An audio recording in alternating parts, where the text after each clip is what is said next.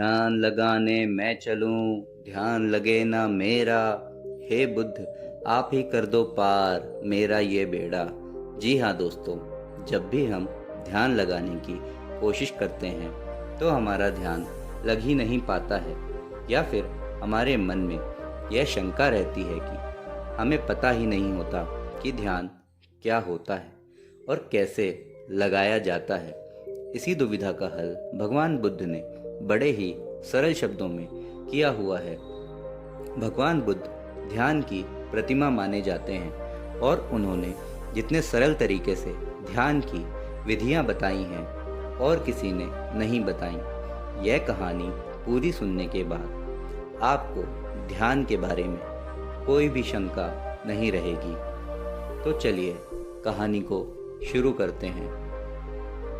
एक बार बुद्ध के पास उनका एक शिष्य आया और उनसे बोला, बुद्ध, मुझे आपके सानिध्य में 3 साल हो गए हैं। मैं रोज आपके बताए अनुसार ध्यान लगाता हूँ, फिर भी मुझे 3 साल में ध्यान से कुछ भी नहीं प्राप्त हुआ। वही मेरे मित्र कहते हैं कि उन्हें कुछ ना कुछ ध्यान करके प्राप्त हुआ है, पर फिर मुझे क्यों नहीं हुआ। मुझे माफ़ करें बुद्ध, और अब मेरे मन में यह विचार आने लगे हैं कि ध्यान से कुछ मिलता भी है या फिर मिथ्या है, क्योंकि मुझे तो आज तक कुछ भी नहीं मिला। और जो लोग कहते हैं कि मुझे ध्यान करने से यह प्राप्त हुआ, वह प्राप्त हुआ, मुझे लगता है कि वह सब झूठ बोलते हैं। आपने ही कहा था कि अपनी बुद्धि से खोजो, और अब इतने वर्षों तक ध्यान करने के बाद मुझे ऐसा लगता है कि ध्यान से कुछ नहीं मिलता। आप ही मेरा मार्गदर्शन करें। बुद्ध मुस्कुराए और बोले, इसका जवाब मैं कल सुबह ध्यान सभा में दूंगा, तुम वहां आना। अगले दिन बुद्ध सभी को इकट्ठा करके उपदेश देने लगे। उन्होंने कहा, आज मैं तुम्हें एक कहानी सुनाऊंगा, उसे तुम बस एक कहानी की तरह सुनना और समझना। यह कहानी पूरी तरह से एक काल्पनिक कहानी है। एक गुरु ज्ञान के लिए बहुत प्रसिद्ध हैं। कहा जाता है उन्होंने एक सोने का पहाड़, जिसका शीर्ष हीरे का बना हुआ था, उसे खोज लिया था, जिससे उन्हें ज्ञान की प्राप्ति हुई। वह पहाड़ पर अकेले रहते थे। उन्होंने किसी को भी अपना शिष्य नहीं बनाया। काफ़ी समय बाद 3 भाई उनके शिष्य बनने के लिए उनके पास गए और उनसे ज्ञान ग्रहण करने को कहा। गुरु मान गए और उन्हें अपने साथ में ही रख लिया। इन तीनों ने उनसे सोने के पहाड़ के बारे में पूछा। गुरु ने कहा, मैं तुम तीनों को इसका जवाब बारी बारी से दूंगा और इसका रास्ता भी बताऊंगा ताकि तुम उस पर चल सको। फिर गुरु ने पहले शिष्य को बुलाया और एक रास्ते की तरफ इशारा किया और कहा कि यहाँ से तुम सीधे चले जाना और कहीं मत मुड़ना। यह रास्ता तुम्हें सीधे उस पहाड़ तक ले जाएगा और कहीं भी अपनी यात्रा मत रोकना। वह शिष्य अपने गुरु का आशीर्वाद लेकर यात्रा के लिए निकल पड़ा। रास्ते में उसे काफ़ी कठिनाई हुई।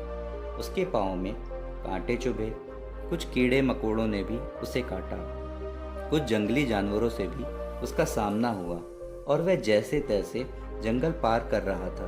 तभी रास्ते में उसे भूख लगी। उसने जंगल में कुछ खाने का इंतज़ाम किया। खाना खाकर फिर से वह आगे बढ़ गया। उसके बाद एक मरुस्थल में पहुंच गया। वह काफ़ी बड़ा था। उसके पास खाने के लिए थोड़ा सा खाना बचा हुआ था, लेकिन उसके पास पानी नहीं था और वह प्यास से बहुत व्याकुल हो रहा था।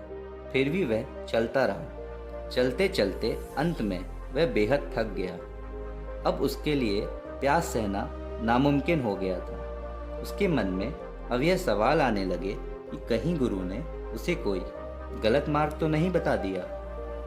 अब धीरे धीरे उसका चेहरा मुरझाने लगा और गला सूखने के कारण वह वहीं मरुस्थल में गिर गया। तभी अचानक से वहां बारिश की बूंदें गिरने लगी।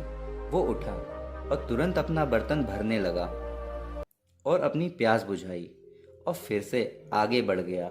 अब वो एक नदी के किनारे पहुंच गया था। नदी पार करने के लिए उसने एक नौका बनाई और उसे पार करने लगा। तभी वहां एक बवंडर आ गया और उसकी नाव उसमें डूबती चली गई। वह आदमी भी पानी में डूबने लगा। डूबते हुए सोचने लगा कि गुरुजी ने यह कैसा मार्ग बताया है। यहाँ तो बार बार मैं मौत के करीब जा रहा हूँ। अब तो पक्का ही मैं नहीं बचूंगा। तभी वहां पर कुछ लोग पहुंच गए और उस शिष्य को बचा लिया। वह पास के गांव के मछुआरे थे, इसलिए उन्होंने उस शिष्य को अपने घर ले जाकर खाना खिलाया और कुछ खाना खाने के बाद उसे आगे के रास्ते के लिए थोड़ा सा खाना दे दिया। वह शिष्य फिर से आगे बढ़ गया। जैसे जैसे वह आगे बढ़ा तो आखिर में उसने देखा कि आगे एक बहुत बड़ी खाई थी। उसे देखकर वह जोर से चिल्लाकर बोला, गुरु ने मुझे गलत रास्ता दिखाया है। हीरे के शीर्ष वाला सोने का पहाड़ तो छोड़ो, यहाँ तो कोई रास्ता तक नहीं है। मेरी सारी मेहनत व्यर्थ हो गई। और वह वापस यात्रा कर गुरु के पास पहुंच गया और कहा, आपने मुझे गलत मार्ग क्यों बताया? वहाँ तो कोई पहाड़ नहीं था, बस एक जंगल, मरुस्थल, नदियाँ और खाई के अलावा कुछ नहीं था। वहां पर गुरु ने कहा, तो तुमने इन सब से क्या सीखा? शिष्य ने कहा, मैं कुछ सीखने थोड़ी गया था, मैं तो सोने के पहाड़ को खोजने गया था, जो मुझे मिला ही नहीं। उस रास्ते से मैं क्या सीखता? रास्ता लंबा था, बेहद कठिन था। उसे पाने की चाह में मैंने सब पार कर लिया, लेकिन इतनी मुश्किलों के बाद भी मुझे कुछ नहीं मिला।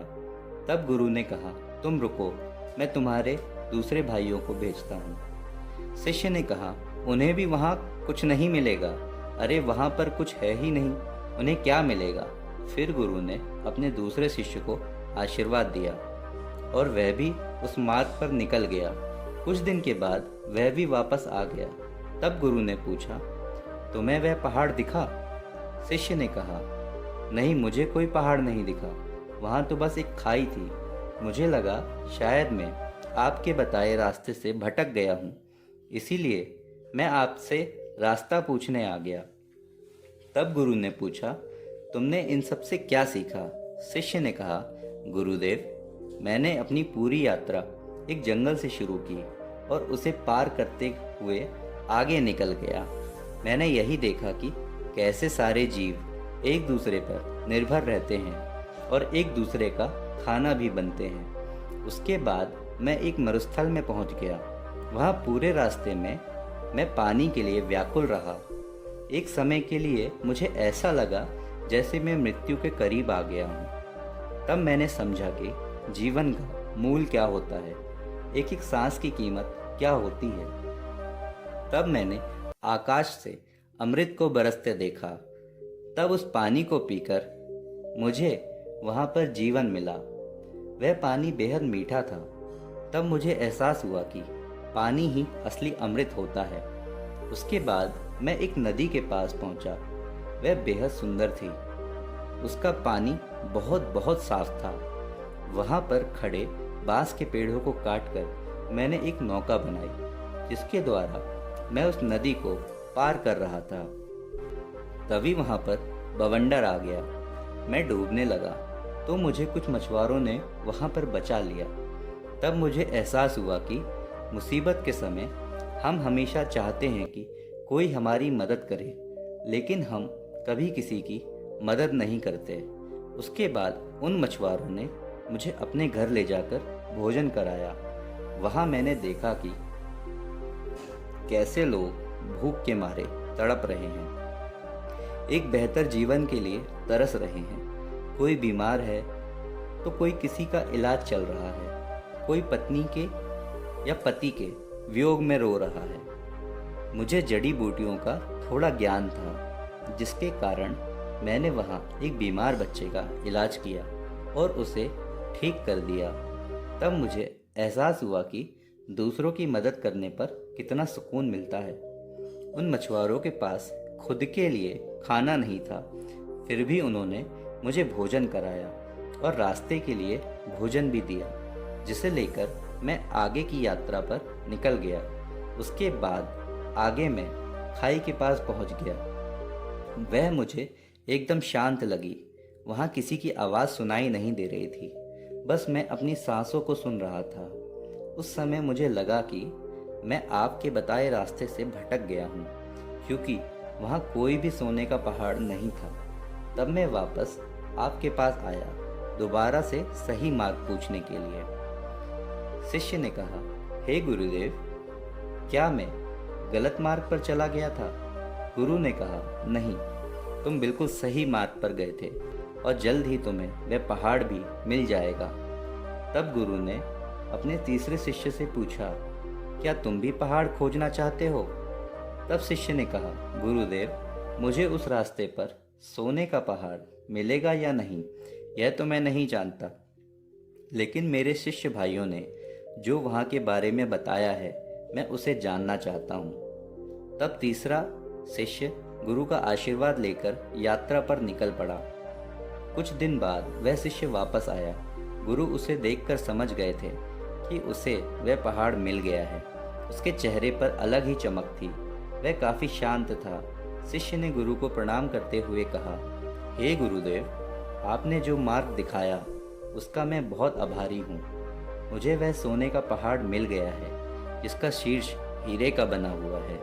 यह सुनकर बाकी दोनों शिष्य बोले, क्या तुम्हें वह खाई मिली? तीसरे शिष्य ने कहा, हाँ, मुझे मिली थी। मैंने भी वह सब अनुभव किया जो तुमने किया था। आखिर में मुझे वह खाई मिली, जहाँ अपार शांति थी। इतनी शांति मुझे कहीं नहीं मिली। मुझे पता था मैं सही मार्ग पर हूँ। पहाड़ यहीं है। उसे ढूंढने के लिए मैंने खाई में कदम बढ़ा दिया।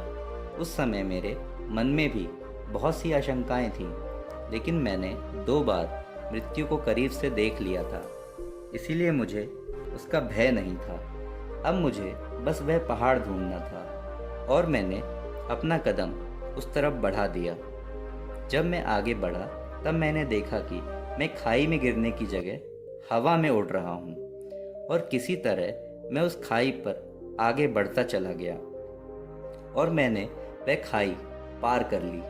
जब मैं आगे पहुँचा तो वहाँ काफ़ी अंधेरा था, बिल्कुल भी रोशनी नहीं थी। उसके बाद जब मैं और आगे बढ़ा तब देखा कि आगे अथाह रोशनी है और वह रोशनी इतनी थी कि मुझे उसमें कुछ भी दिखाई नहीं दिया। तब भी मैं आगे सीधा बढ़ता गया। उस समय भी मैं बेहद डर रहा था, कांप रहा था, लेकिन फिर भी मैं आगे बढ़ता रहा और अंत में मुझे वह सोने का पहाड़ मिल गया, जिसका शीर्ष हीरे का था। उसके ऊपर जाने के बाद मेरा मन बिल्कुल शांत हो गया, बेहद खुशी हुई और मन आनंदित हो उठा। कहानी पूरी होने के बाद बुद्ध ने सबसे पूछा कि तुमने इससे क्या सीखा? तब बुद्ध के शिष्य उनके सामने हाथ जोड़कर खड़े हो गए और कहा कि हे बुद्ध, उन तीनों शिष्यों के गुरु ने जो रास्ता उन्हें दिखाया था वह रास्ता उनके अंतर्मन का था। पहले शिष्य की लगन और निष्ठा सही थी, लेकिन वह महत्वाकांक्षी था। उसने मार्ग में आई किसी भी चीज़ से कुछ भी ज्ञान प्राप्त नहीं किया। वह पूर्ण रूप से महत्वाकांक्षी हो गया। उसके मन में बस वह पहाड़ चल रहा था, जिसकी वजह से वह आसपास की चीज़ों से कोई भी सीख नहीं ले सका, जबकि उसके आसपास ज्ञान ही ज्ञान था। दूसरे शिष्य ने सब देखा और समझा कि प्रकृति कैसे काम करती है, जीवन कैसे जिया जाता है, मौत के समय कैसा लगता है। उसने मौत और सांसों के मूल्य को समझा। उसने अमृत को पहचाना कि पानी ही अमृत है। वह आखिर तक गया और उस छोर से वापस आ गया जहां उसे मंजिल मिलनी थी। वह उस खाई को देखकर घबरा गया, जिसकी अथाह शांति उसको पसंद आई थी, लेकिन वह यह नहीं समझ पाया कि वही उसका रास्ता है और वह उसे गलत मार्ग समझकर गुरु के पास वापस लौट आया। लेकिन इस यात्रा से उसने कुछ पाया, लेकिन तीसरे शिष्य के मन में उस पहाड़ को पाने की कोई जिज्ञासा नहीं थी। वह तो बस उस मार्ग को जानना चाहता था, उसे देखना चाहता था जो उसके साथियों ने देखा था। आखिर में वही हुआ। उसने हर चीज़ अनुभव की। फर्क बस इतना था कि वह उस खाई की गहराइयों में चला गया जहाँ एकदम अनंत शांति थी। वह इस सब को महसूस करते हुए अंधकार में आगे बढ़ता गया और एक समय के बाद उसने रोशनी ही रोशनी देखी। और वह पहाड़ जिसकी उसे तलाश थी, वह पहाड़ कोई और नहीं बल्कि खुद का उसका शरीर था, जिसमें सोना उसका शरीर था, जबकि हीरे का शेष उसका मस्तिष्क था, जिसमें उसे बहुत सारा ज्ञान और शांति अनुभव हो रही थी। अब जिस शिष्य ने बुद्ध से कहा था कि उसने 3 साल में ध्यान से कोई भी चीज़ प्राप्त नहीं की, वह बुद्ध से जाकर बोला कि मुझे माफ़ कर दें, पहले मैं आपका पहला शिष्य बना हुआ था, लेकिन अब मैं कोशिश करूंगा कि आपका तीसरा शिष्य बनकर दिखाऊं। अब मेरे मन में कोई भी दुविधा या सवाल नहीं है। दोस्तों, हम सबका ध्यान मंजिल की तरफ होता है, लेकिन असली आनंद तो रास्ते का होता है, मार्ग का होता है। और जो व्यक्ति मार्ग का आनंद लेते हुए मंजिल का सफ़र तय करता है, वह मंजिल तक पहुँचते पहुँचते ही अथाह शांति को प्राप्त कर लेता है। और जो आदमी सिर्फ मंजिल पर पहुँचने की चिंता करता है, वह मार्ग का आनंद ही नहीं ले पाता। इसीलिए मंजिल से ज़्यादा मार्ग ज़रूरी हो जाता है। अगर आपको यह कहानी थोड़ी सी भी ज्ञानवर्धक लगी तो इसे अपने सगे संबंधियों और दोस्तों के साथ शेयर ज़रूर करें। और ऐसी ही ज्ञानवर्धक कहानियाँ सुनने के लिए हमारे चैनल को सब्सक्राइब कर लें और इस वीडियो को लाइक ज़रूर कर दें। तो मिलते हैं अगली कहानी में। तब तक के लिए अपना ख्याल रखें।